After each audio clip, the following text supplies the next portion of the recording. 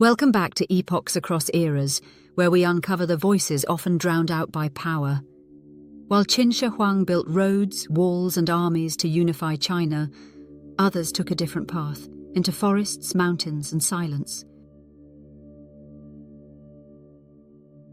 Today, we explore the Daoist resistance to the Qin Empire. While the emperor enforced order through legalism, Daoist thinkers retreated from politics, embraced nature, and quietly challenged the foundations of state control.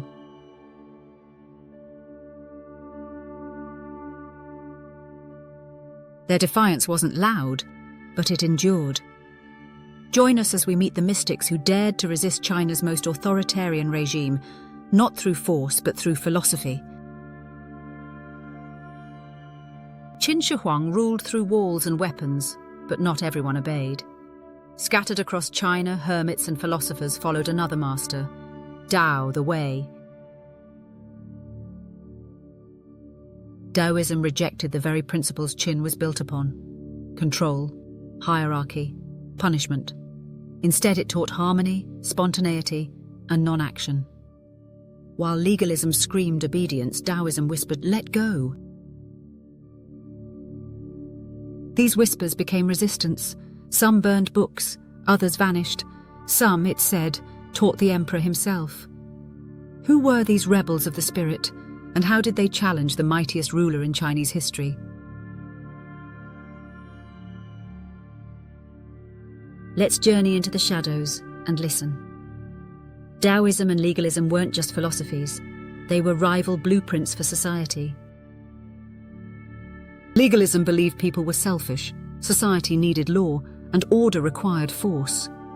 It shaped Qin's harsh laws, mass surveillance, and brutal punishment. Daoism, rooted in the teachings of Laozi, held a completely different view. It saw the universe as a flowing, self-balancing force. Tao, that humans should not control, but align with. Interference caused imbalance. Wu Wei, or non-action, wasn't passivity. It meant acting with natural flow, not against it. While legalism built cities, Taoism sought mountains. Where legalism promoted the state, Taoism promoted the self, or even better, the no-self. These opposing worldviews clashed during the Qin dynasty. One commanded, the other withdrew.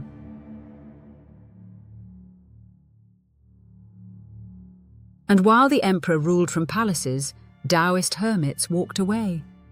Throughout Qin's empire, stories began to spread of wise men in the forests, hermits in the hills who refused to serve the emperor.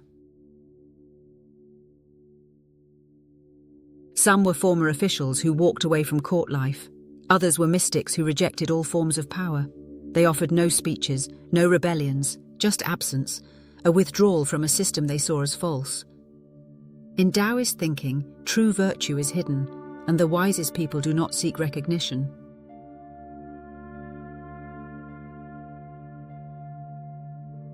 Qin officials feared these men. They couldn't be taxed, commanded, or watched.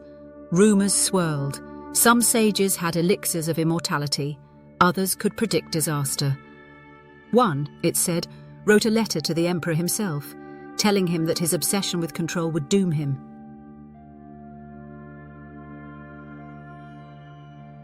Some Daoists were likely executed, others simply disappeared into legend. But their silence echoed louder than protest. Ironically, Qin Shi Huang, despite enforcing legalism, feared death and sought answers in Daoist realms.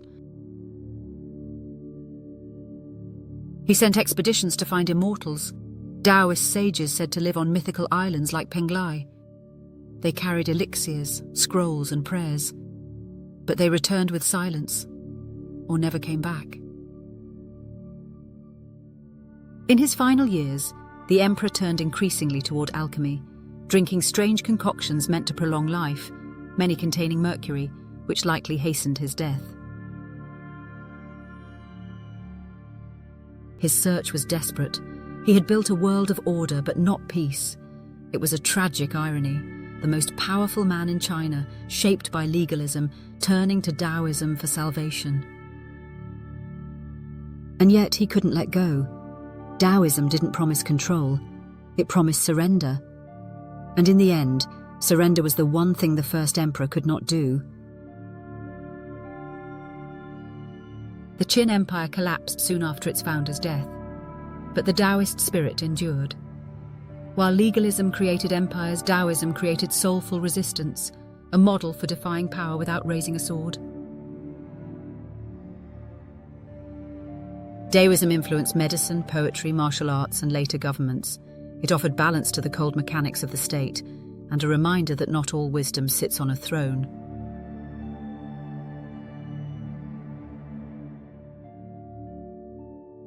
In our next episode, we return to the surface, to explore the censorship, control, and fear that tightened Qin's grip and fractured it from within. Thank you for watching Epochs Across Eras. If you enjoyed this journey through history, make sure to like, subscribe, and hit the notification bell so you never miss an episode. Let's keep exploring the past to uncover the stories that shaped our world. Until next time, keep questioning, keep learning, and keep exploring the epochs that define us all.